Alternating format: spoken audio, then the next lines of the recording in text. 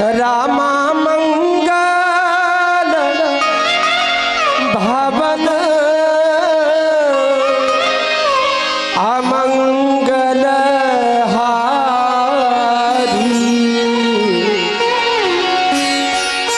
मेरे रामा मंगल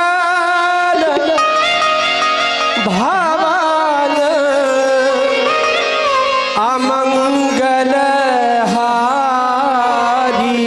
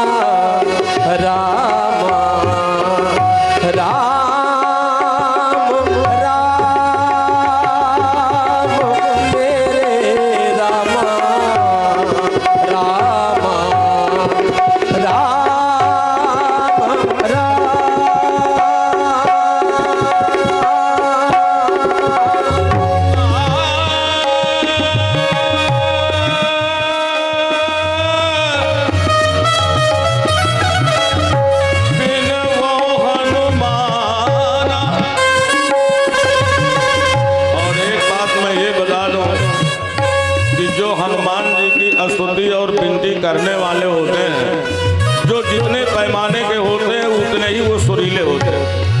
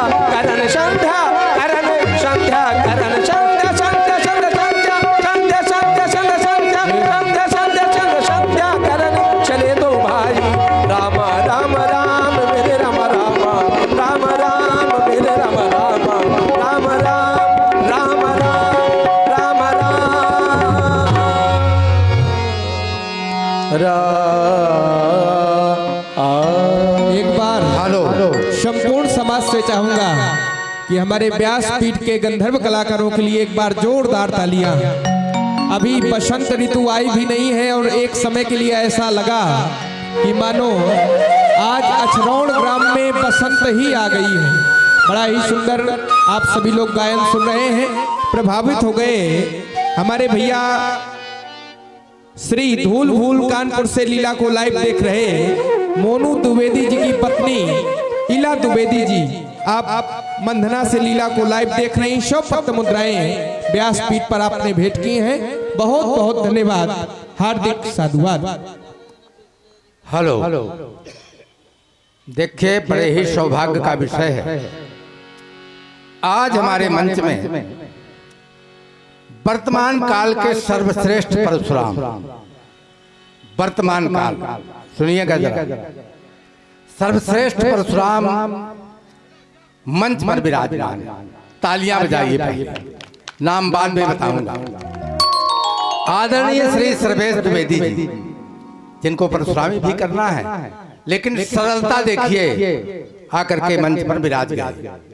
और साथ में हमारे बहुत अच्छे लक्ष्मण अभिनेता लखन उन्नाव, जिनके नाम में लगा है लखन जी, वो भी बगल में बैठे हैं, वो भी आ गए हैं, बड़ी कृपा की। और हमारे मध्य में महेश शुक्ला जी, सिसोलन निवासी मंत्री जी, वो भी विराजे हैं। सबका स्वागत, अभिनंदन, वंदन। और अभी मंगलाचरण में आदरणीय पवन मिश्रा जी की ओर से व्यास गद्दी के लिए 100 रुपए, आदरणीय श्याम बाबू तिवारी बांदा, उनकी ओर से 100 रुपए, आदरणीय श्री राजू द्विवेदी जी दतौली वाले, उनकी ओर से 100 रुपए सबसे पहले चैनल वाले पुरस्कार 200 रुपए, 200 रुपए आदरणीय परशुराम जी को, 200 रुपए आदरणीय लखनलाल जी लखन उन्नाव जी, और 100 रुपए व्यास गद्दी सबको। और सरकार जो बैठे हैं इनके भी चरणों में 100 रुपए, और विश्वामित्र जी के सहित सबके लिए आदरणीय राजू भैया द्विवेदी जी दतौली वाले, सब लोग लगभग जानते हैं उन्हें और हर वर्ष आते हैं। वो बड़ा सहयोग रहता है, तन मन धन से सहयोग रहता है इस कार्यक्रम में।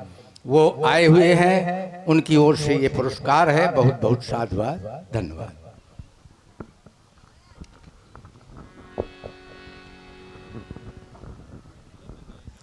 बेटा राम, प्यारे लक्ष्मण, आज हम मिथिला के सुंदर सदन में बैठे हुए हैं। आज की दिनचर्या पुष्प प्राप्त किए, पूजा की, और दोपहर का समय आया। दोपहर में भोजन किया, भोजन के उपरांत कथा।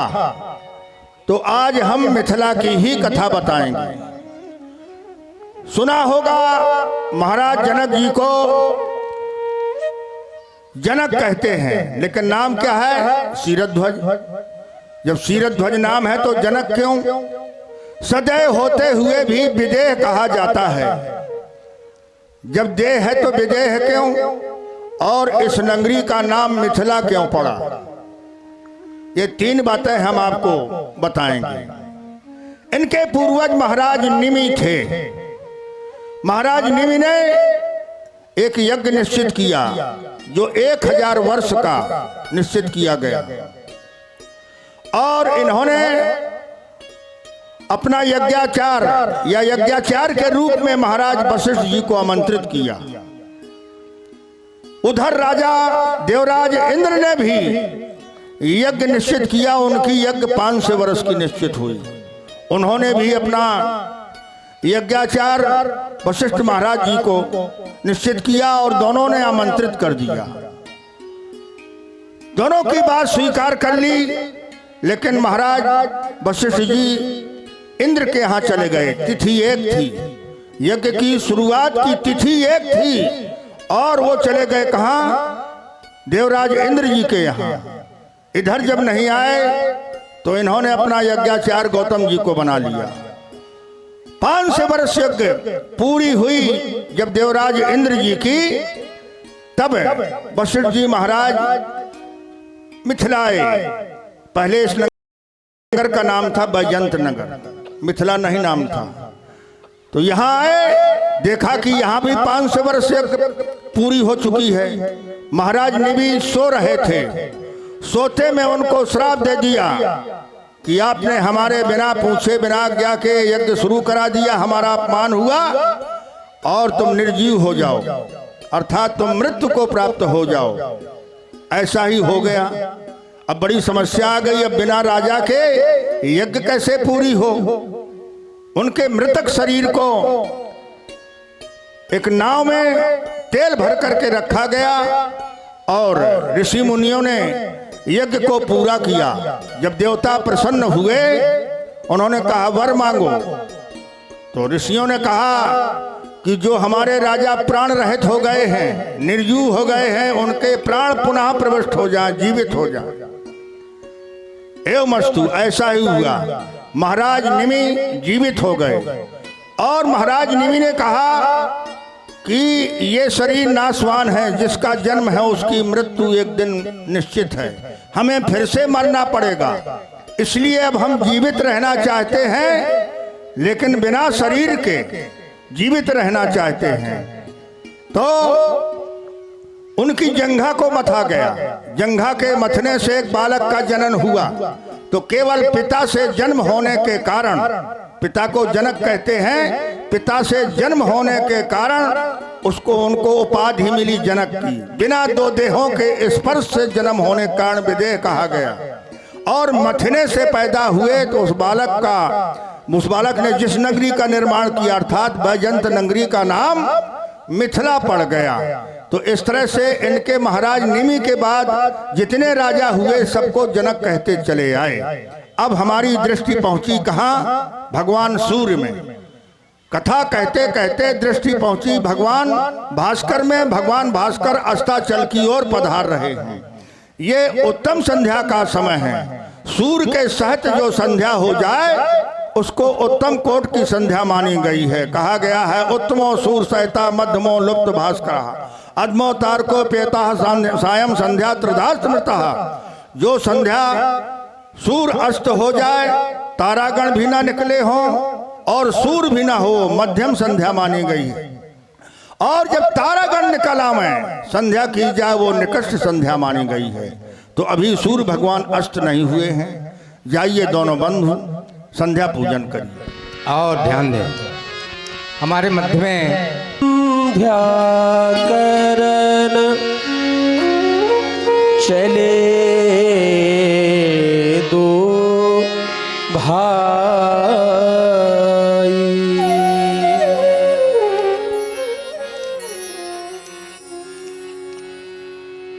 नित्यम शुद्धम निराभासम निराकार निरंजनम नित्य बोधो चिदानंदम गुरुम ब्रह्म नमाम्यहम्। गूढ़ा विद्या योग माया देहम अज्ञान संभवम उदयः सुप्रकाशेन गुरु शब्देन कथ्यते। मार्ग सामने दिखाई देने पर भी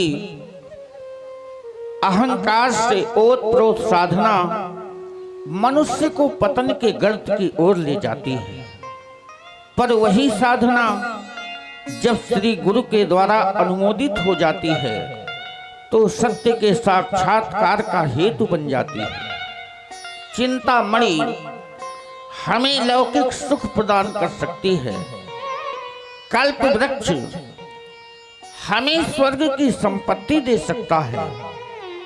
पर जब गुरुदेव प्रसन्न होते हैं तो योग दुर्लभ भगवान का सामीप्य प्रदान करते हैं। ऐसे परम करुणा वाले प्रातः स्मरणीय श्रद्धेय श्री गुरुदेव जी के द्वारा हम दोनों बंधुओं को संध्या उपासना हेतु आज्ञा प्राप्त हुई है।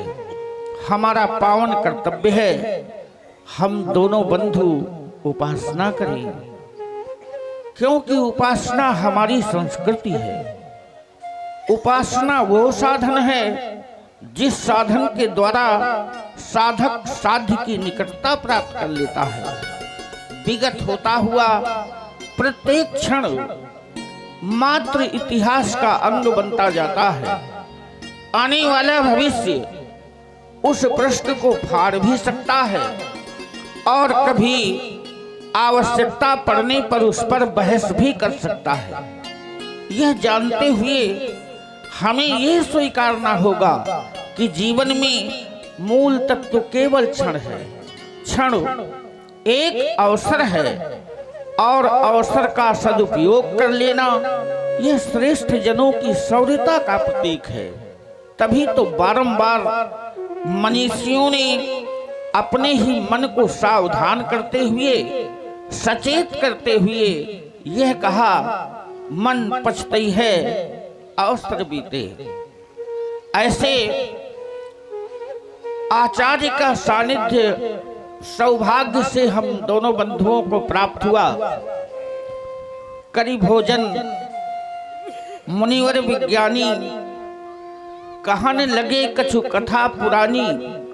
सदैव भोजन के बाद पौराणिक कथाओं को श्रवण करने का सौभाग्य हमें प्राप्त होता है। और एक कथा जो हमारे लिए संध्या काल में हमें कहीं न कहीं अपने गुरुदेव भगवान के घर से जोड़ती है। संध्या यह कालखंड कहीं न कहीं हमारे घर से भी जुड़ता है। लक्ष्मण, संध्या भगवान ब्रह्मा की मानस पुत्री हैं। एक कथा महामुनि ने सुनाई थी। 5 वर्ष की आयु में संध्या के हृदय में काम भाव उत्पन्न हुआ। उन्होंने विचार किया कि इससे तो संसार की मर्यादा ही नष्ट हो जाएगी। तब उन्होंने संकल्प लिया कि मैं इस मर्यादा को स्थापित करूंगी कि बाल्यकाल में किसी के हृदय में काम भाव की उत्पत्ति न हो। और ऐसा विचार करके वो तपस्या के लिए चली। तपस्या की विधि वो जानती नहीं थी। भगवान ब्रह्मा ने अपने समीप बैठे हुए अपने ही मानस पुत्र हमारे गुरुदेव भगवान वशिष्ठ जी को आदेशित किया कि संध्या तपस्या की विधि जानती नहीं और वन में चली गई है, तुम जाओ तपस्या की विधि समझाओ। भगवान वशिष्ठ एक तेजस्वी ब्रह्मचारी के रूप में संध्या के समीप पहुंचे और उन्होंने उसे तपस्या की विधि बतलाई और कहा कि तुम्हारे मन में जो भी भाव है वो तुम्हारा संकल्प पूरा होगा। तुमने इस शरीर को नष्ट करने का विचार बनाया है तो ये भी तुम्हारा संकल्प पूरा होगा। भगवान शिव का तब भगवान शिव ने प्रसन्न होकर के दर्शन दिए, आशीर्वाद दिया और कहा कि तुमने संकल्प किया था कि अब मैं अपने शरीर को नष्ट कर दूंगी। तो इसी पर्वत की उपत्यका में महामुनि मेधातिथि एक यज्ञ कर रहे हैं। उस यज्ञ कुंड में तुम जा करके अपने शरीर को नष्ट करो और मेरी कृपा से तुम्हारा कल्याण ही होगा।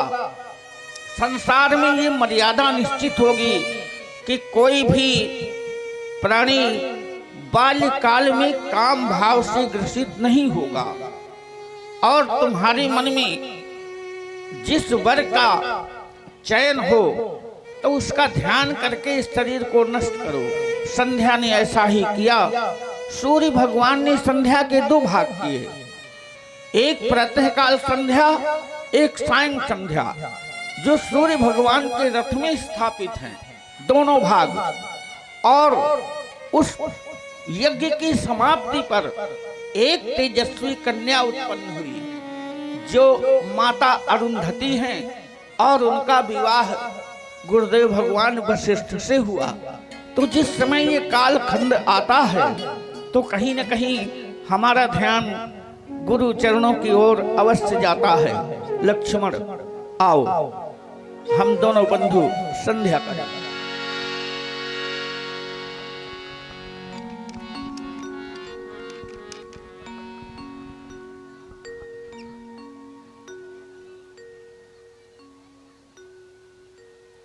सदाचार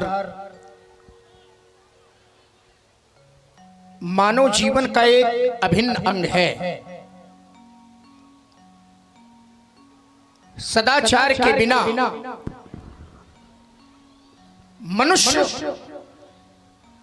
मनुष्य रूप में देखे तो जाते हैं, पर यथार्थ में सत्य में वो मनुष्य कहलाने के योग्य नहीं। अहरहा संध्यामुपासित, संध्या तो नित्य प्रति करनी चाहिए। जैसे गंगा का अविच्छिन्न प्रवाह द्रवीभूत होकर के समुद्र की ओर बहता है, उसी प्रकार सर्वगुहाश्रयी भगवान की ओर द्रवीभूत अंतःकरण की अविच्छिन्न वृत्ति का नाम भक्ति है। पूज्य गुरुदेव के द्वारा संध्या उपासना करने के लिए आदेश मिला। यस्य स्मरण मात्रेण ज्ञानम उत्पत्तिते स्वयं, ज्ञानस्य कारणम सम्यक् तस्मै श्री गुरुवे नमः। ऋते ज्ञानान्न मुक्ति, ज्ञानम बिना नए मुक्ति, तज्ज्ञानम गुरु भक्ता, गुरु समानता नास्ति, तस्मात् पूज्यो गुरु सदा। अंजन जितना बहुमूल्य होता है वह उतना ही कड़वा होता है। आंखों में अंजन लगाया गया, अंजन लगाने से हमारी आंख तो निर्मल हो गई, लेकिन कड़वाहट के कारण तत्काल आंखों से आंसू निकलने लगे। तो एक ऐसे अंजन की खोज की गई जिससे हमारी आंख भी निर्मल हो जाए, आंखों में कड़वाहट न हो और कड़वाहट के कारण आंखों से आंसू न निकले। तो ऐसा अंजन गुरु पद रज मृदु मंजुल अंजन नैन अमीय दीर्घदोष विभंजन। गुरु भगवान के चरणों पर लगी हुई रज, यह भी एक अंजन है, लेकिन सांसारिक अंजन की तरह अंजन नहीं है। कैसा अंजन है ये? मृदु मीठा अंजन, मृदु मंजुल अंजन। संसार का अंजन आंखों में लगाया जाएगा, आंख निर्मल हो जाएगी, लेकिन किसी भी अंजन में ये ताकत नहीं है, शक्ति नहीं है कि आंखों को अमरता प्रदान कर दे। लेकिन ये अंजन शरण रज अंजन ये आंखों को निर्मल तो बनाता ही है, आंखों को अमरता भी प्रदान करता है। ध्यान दें, अभी आप वाणी सुन रहे हैं लक्ष्मण जी की। तो नैन अमीय दीर्घदोष विभंजन, संसार का अंजन आंखों में लगाया जाएगा, निर्मल होगी आंख, लेकिन किसी भी अंजन में ये ताकत नहीं है आंखों को अमर बना दी। लेकिन ये अंजन आंखों को निर्मल तो बनाता ही है, आंखों को अमरता भी प्रदान करता है। नयन अमीय दीर्घदोष विभंजन, अमरता प्रदान करता है, नेत्रों के विकार दूर करता है। दीर्घदोष विभंजन, तो क्या इस अंजन का प्रयोग इन ससीम नेत्रों में किया जाए, चर्म चक्षुओं में किया जाए, बाहरी नेत्रों में किया जाए? कहा ना, इस अंजन का प्रयोग बाहरी नेत्रों के लिए नहीं है, भीतरी नेत्रों के लिए। और जब इस अंजन का प्रयोग किया जाएगा तो उघर ही विमल विलोचन ही अर्थात बाहर के नेत्र नहीं, भीतर के नेत्र मिटे ही दोष दुख भव रजनी के परिणाम क्या होता है? साधक को जब आपका दर्शन करना हो तो इन्हीं नेत्रों से किया जा सकता है। तब परिणति ये होती है कि सूझई राम चरित्र मणि मानिक गुप्त प्रकट जहां जो जी खाने सूझे रामचरित मणि मानिक। तो रामचरित मणि मानिक और राम भगत मणि और बस जाके तो दुख लवलेश न सपने हो। ताकि समय गतिमान है, निरंतर दौड़ रहा है, काल किसी की प्रतीक्षा नहीं करता। ऐसा न हो हम संध्या के संदर्भ में ही चर्चा करते रहें और ये पुनीत समय निकल जाए, इसलिए संध्या उपासना करें। है वो क्रम है, आगे परेशानी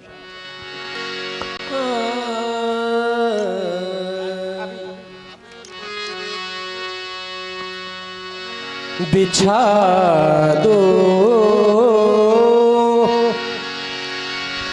बिछा दो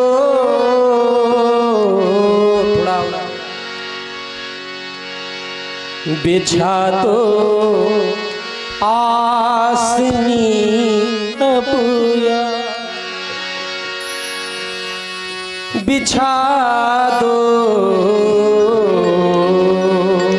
बिछा दो आसनी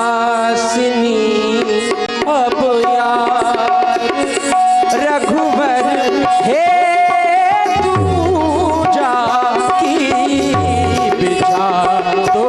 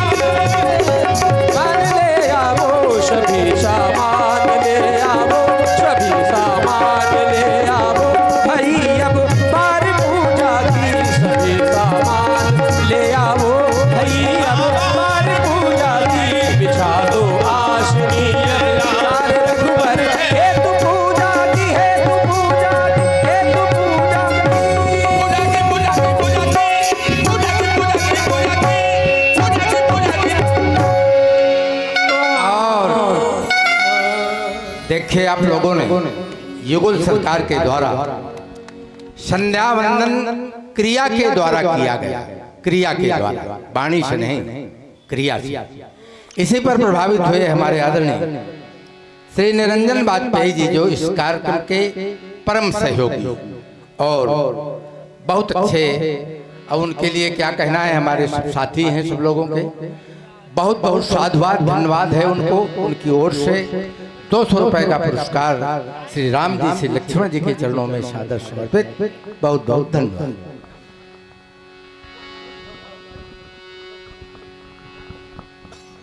देखिए बड़ा आप लोग ठंडी बनाए हैं। एक बार दोनों हाथ उठाकर बोलिए राजा रामचंद्र की जय। और आप लोग नित्य लीला देखते हैं, ये ऐतिहासिक धरोहर है। और सबसे ज्यादा हम धन्यवाद मिश्रा जी को देंगे जिन्होंने ये प्रार्थना की और ये सरकार सुलभ प्राप्त हो गए। हमने सुना है प्रबल प्रेम के पाले पढ़कर प्रभु को नियम बदलते देखा, ये शब्द यहाँ चरितार्थ होते देखा है। तो जिस जोड़ी को आप लोग 20 वर्ष पहले देखा करते थे, उस जोड़ी को आज मूर्तिमान देख रहे हैं। जिनको जिनको राम जी अच्छे लग रहे हो, लखन जी अच्छे लग रहे हो, दोनों हाथ उठाकर एक बार जोरदार तालियां बजाइए सभी लोग। ये आइए आगे का क्रम देखें। हम सभी सौभाग्यशाली हैं जो अचरौण की धरती पर दिव्य इस लीला का दर्शन कर रहे हैं, और हम लोग भी सौभाग्यशाली है कि अवसर देखने का मिल रहा है। जय श्री राम।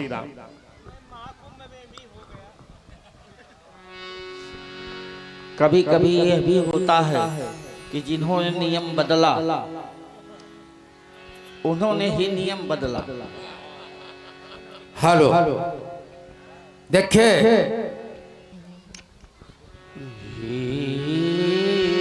देवी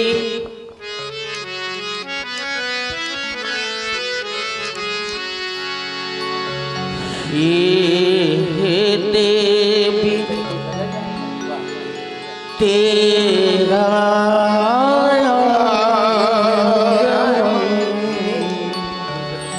कल्याण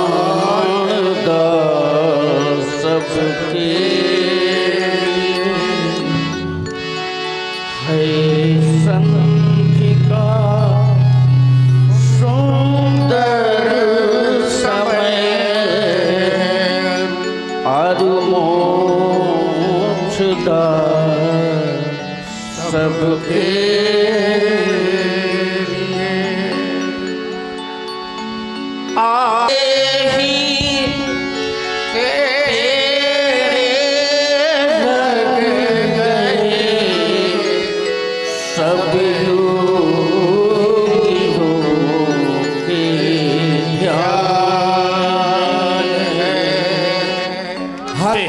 तो नई समितियां भी ये देखें कि संध्या वंदन कैसे होता रहा होगा, इस विषय को भी देखें। और निश्चित रूप से परिवर्तन से ही जीवन की आशा जुड़ी है। जय श्री राम।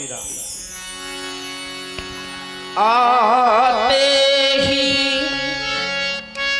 तेरे लग गए सब योगियों के ध्यान, आराधना करते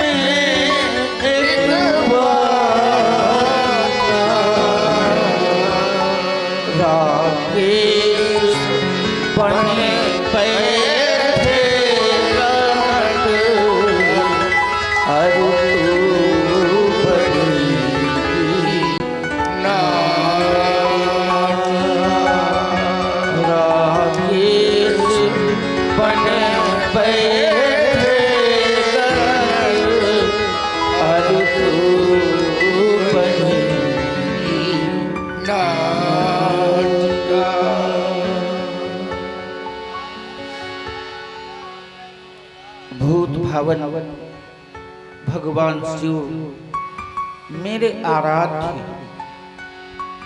मैं अपनी आराधना के सुमन आपके श्री चरणों में समर्पित करता हूँ। आप स्वीकार करें।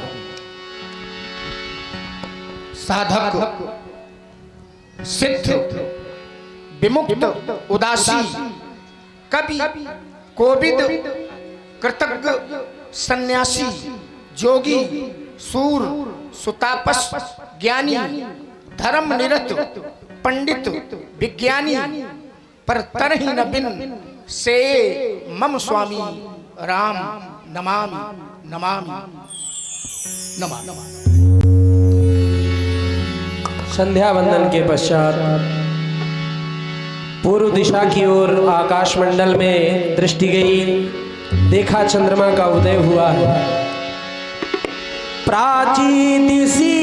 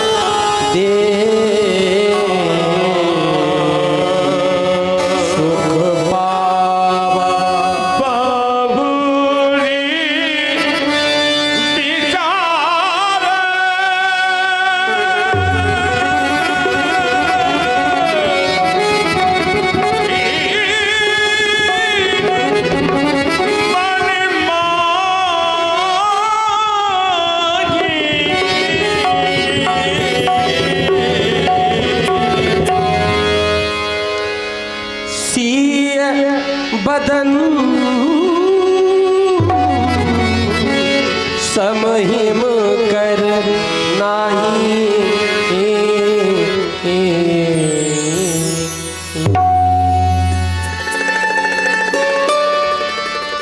पश्चिमाभिमुख संध्योपासना कर रहे थे। उपासना के पश्चात दृष्टि प्राची दिश की ओर गई। देखते हैं शशि उगे सुहावा सियमुख सरिस।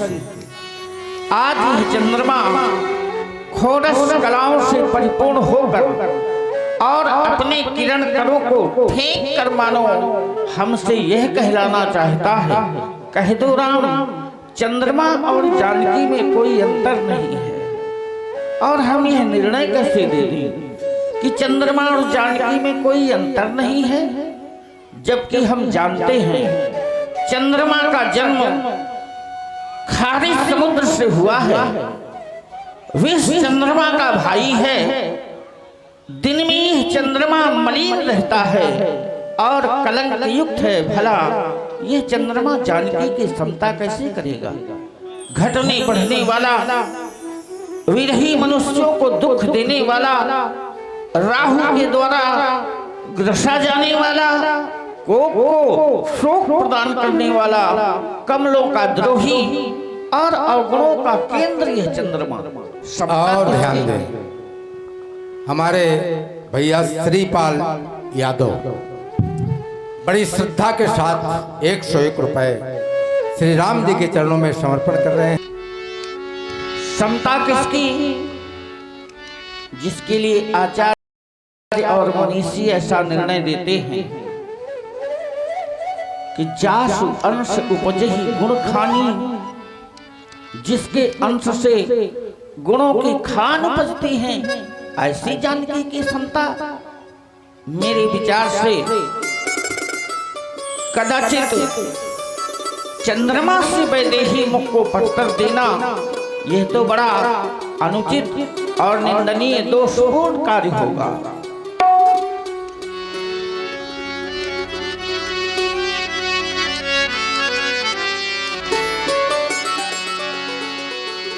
जन्म सिंधु पुनि बांधु विष दीन मलिन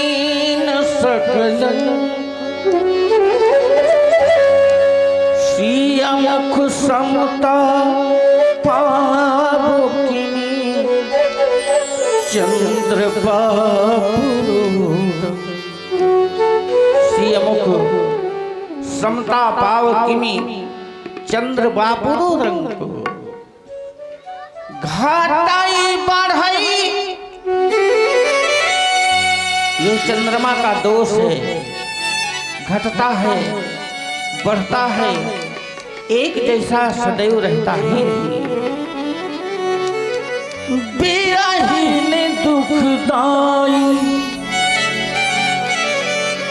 ये स्वभाव है इसका, वियोगियों को दुख देता है। किसी का स्वभाव अच्छा हो तो लोग कहते हैं चलो जैसा भी है, पर स्वभाव तो अच्छा है, पर इसका तो स्वभाव भी अच्छा नहीं। ग्रसैरा निज संधि पाय कोक शोक प्रद पंकज द्रोही अवगुण बहुत चंद्रमा अवगुण बहुत चंद्रमा तो ही क्या मैं जानता नहीं, क्या मैं जानता नहीं, क्या मैं जानता नहीं, क्या मैं जानता नहीं हूँ चलता तेरी कहानी समता करेगा कैसे सिया रूप की हैरान। क्या मैं जानता नहीं, क्या मैं जानता नहीं चलता तेरी समता करेगा कैसे सिया रूप की हैरान। मैं जानता नहीं हूँ चंदा तेरी कहानी समता करेगा कैसे सिया रूप की है रानी। क्या मैं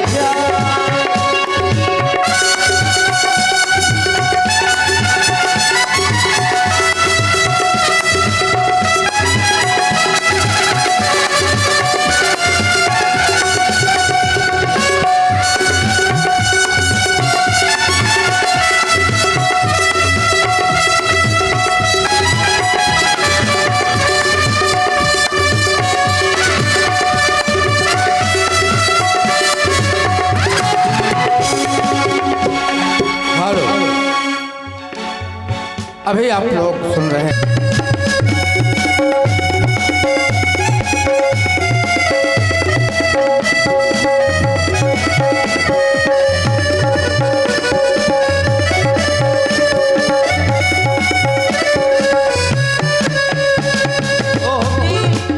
नहीं तू भोगी छैरो विकार रोगी प्रतिवेदना का दाता कैसे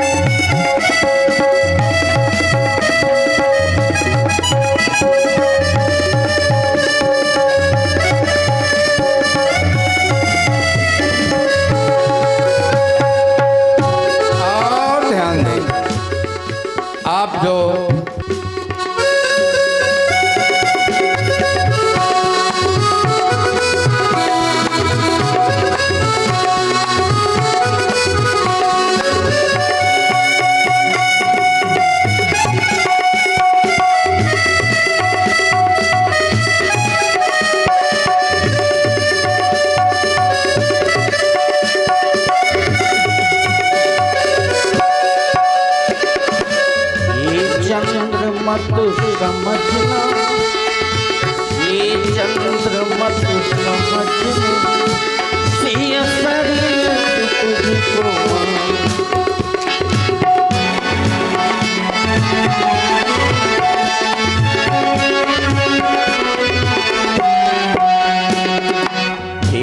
चंद्र मत समझना, सिया शरीर तुझको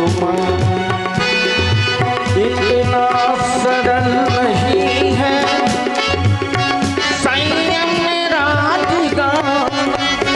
ये चंद्र मत समझना, ये चंद्र मत समझना, सिया शरीर तुझको सरल नहीं है संयम मेरा देवों की कोटि में कर बैठा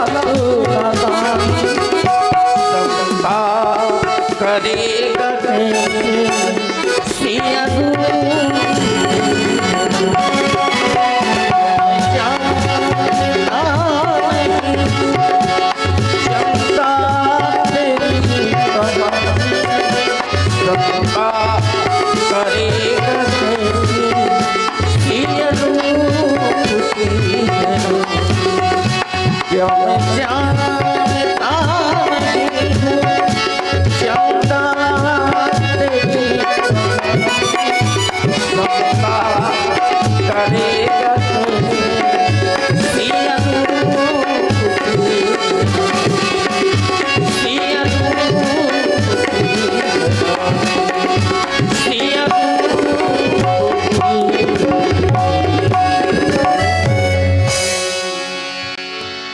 ब्रह्मा की सर्वोत्कृष्ट कला को प्रमाणित करने वाली रूप की राशि आज तो सुंदरता को भी सुंदर कर रही है। छवि का महल बिना प्रकाश पुंज के सूना लगता है, तो छवि के महल में दीप शिखा के रूप में महामाया जानकी का जन्म। तो क्या उपमा के फूलों से मैं सुंदरता की देवी की पूजा करूं? उपमा के प्रत्येक पुष्प से पूछा गया, तो प्रत्येक पुष्प का उत्तर यही था कि कवियों ने तो हमें बहुत काल पहले से झूठा करके रखा है।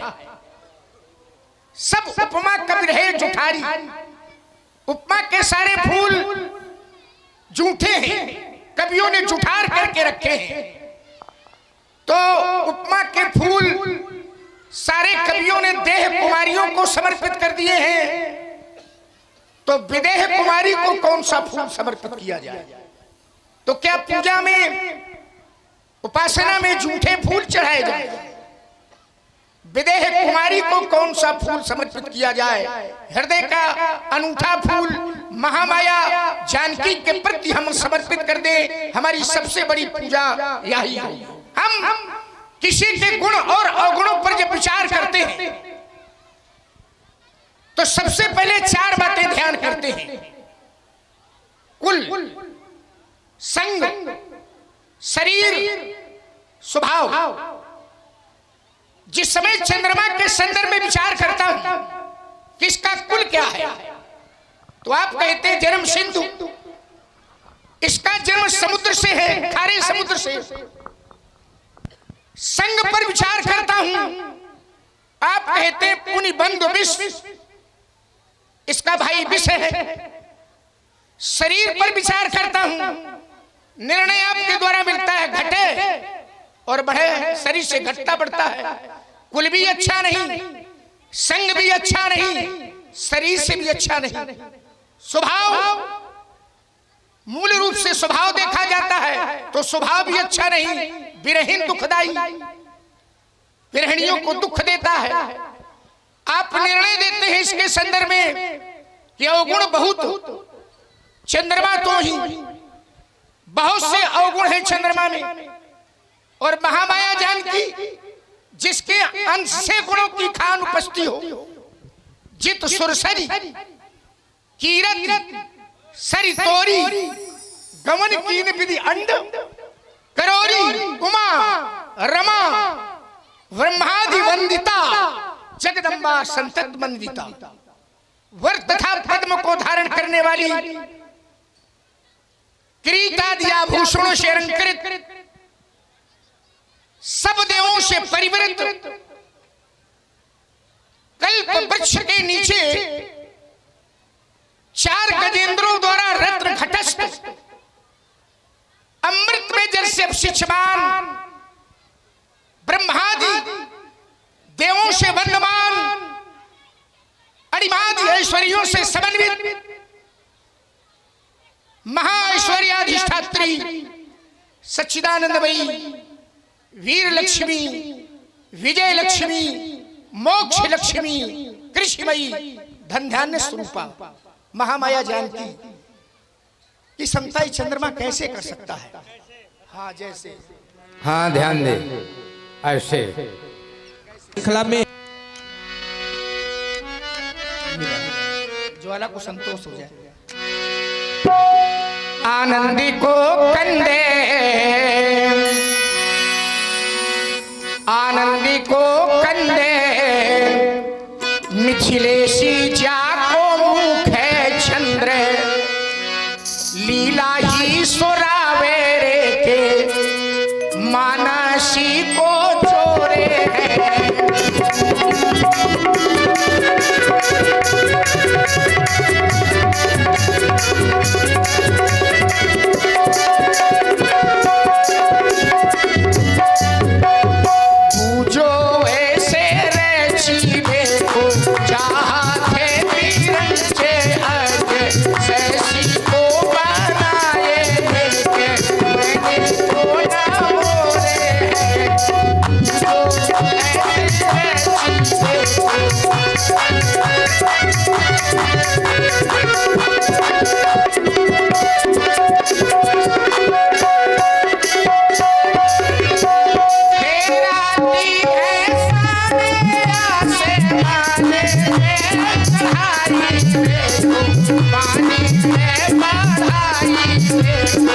वारी में मोरे